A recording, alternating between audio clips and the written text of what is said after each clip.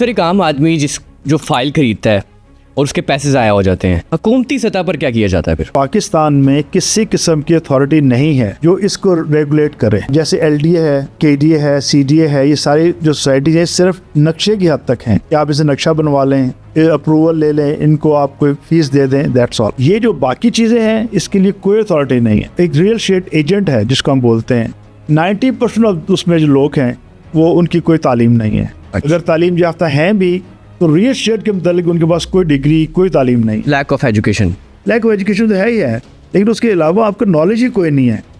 आप एक लड़का जो मैट्रिक करके निकला है उसके कहने पे आप करोड़ों रुपए की इन्वेस्टमेंट कर देते हैं। अब आपको मालूम ही नहीं है कि आप क्या कर रहे हैं। अब एक ऐसे बंदे की क्या कहते हैं उसकी इंफॉर्मेशन पे रिलाई करके अपने पैसा लगा रहे हैं जिसकी उसको नॉलेज ही नहीं है।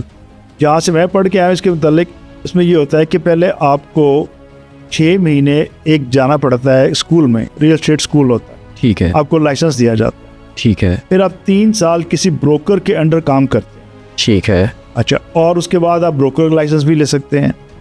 इन सब में अगर आप एक गलती भी करते हैं, लाइसेंस कैंसिल और आपको जेल।